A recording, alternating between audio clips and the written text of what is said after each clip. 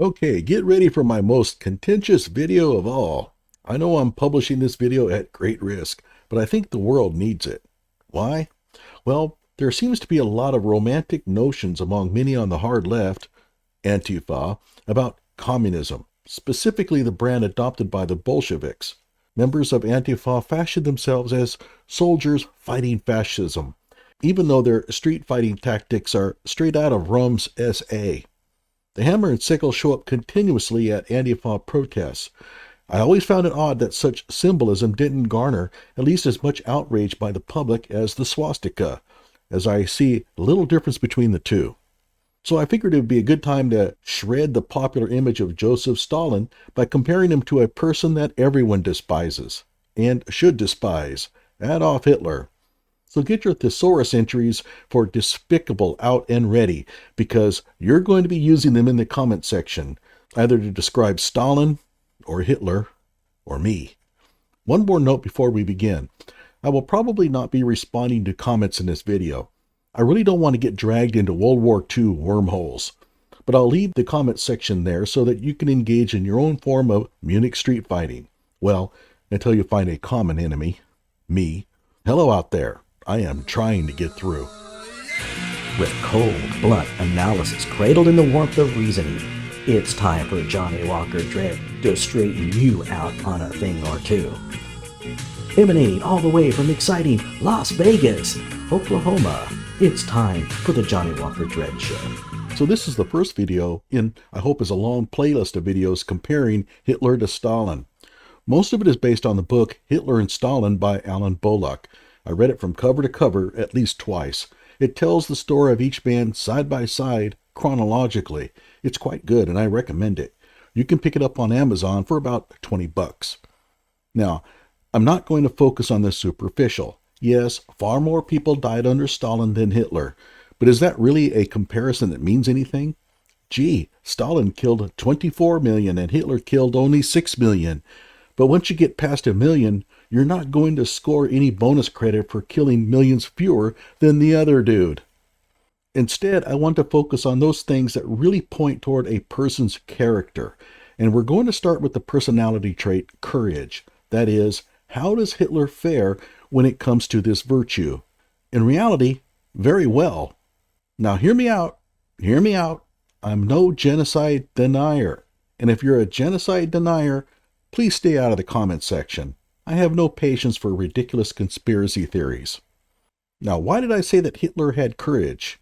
Well, we go back to World War I. Hitler earned a Knight's Cross, and his medal was legitimate. He was a regimental runner, an extremely dangerous job in the army, and performed his job with almost reckless abandon. He was badly injured in a gas attack, which irritated him to no end because he wanted to be on the front lines. He seemed to show no fear of death. Not then, nor ever.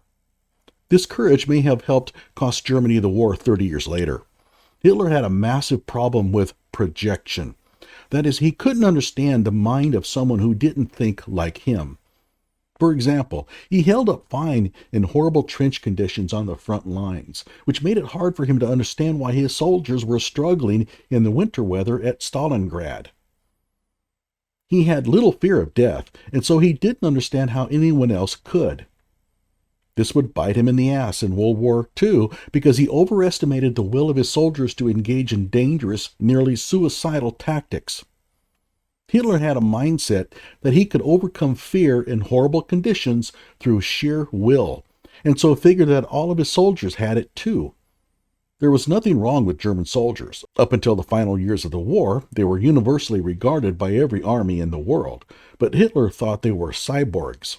Hitler's courage did fail him in the beer hall putsch, however, when he blinked when one thought he would have forged ahead.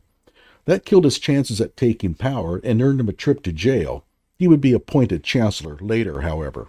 In the last few days of the war, there was serious talk of Hitler leading a charge on Russian troops from the bunker so that he could die in glorious fashion. Hitler nixed the idea, however. Why? It wasn't out of fear of dying. Rather, he was afraid of being somehow captured, and even then, his fear was not of torture or execution, and the Russians would have carried out both, but rather being paraded around Moscow to the jeers of crowds. In the end, he took a gun and shot himself. As I said, there was no time in his life that I'm aware of where he showed any fear of death. That brings us to Stalin, and you can't get a more stark contrast because Stalin was a grade A, industrial strength, made from concentrate coward. Unlike Hitler, Stalin was terrified of death to the point where he became terminally paranoid. Rather than lead the charge in the October Revolution, Stalin kept his head down.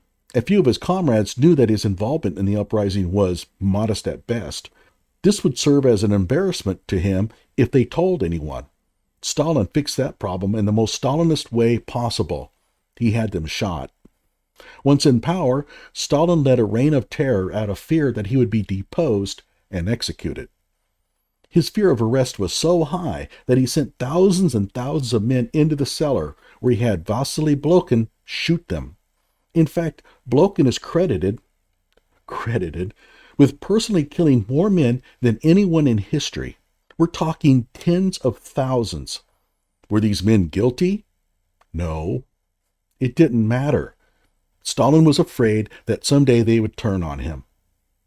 Stalin's scheme was to strike so much fear into the population of being arrested, tortured, tried for treason, and sent to an almost certain death that they would fear even thinking about opposing him. Be the first one to quit applauding after one of his speeches? Get shot. Meet with someone who Stalin thinks might want him deposed? Get shot. Under these conditions, no one dared complain to others about Stalin's rule, so there was really no chance of forming any kind of coalition to go after him. If you dare talk to anybody else about your concerns about Stalin's rule, that person would fear being shot and therefore turn you in. You'd get shot. And what about the snitch? The man who helped Stalin thwart an attempt on his rule? He'd be shot too. You see, while he may have snitched on this man and therefore helped Stalin thwart a possible attempt on his rule, he did talk to the man. And better to shoot him too. If you posed any threat to Stalin's power whatsoever, even to the smallest amount, you got shot. All this because of his psychotic paranoia. His daughter talked about his deathbed scene and mentioned that Stalin didn't go quietly. His fear of death gripped him in his final moments, which appears to be the only comeuppance he ever received for all the horrible things he did to people. So we have considered one virtue so far, courage. In this case, Hitler scores higher than Stalin in the race to see which of the two despicable characters was the least despicable. A sort of honor among thieves. And if you're antifa, you'd better get comfortable with Stalin's poor character traits, because he had loads of them. In fact, I cannot think of any positive character trait for the man. Not a single one.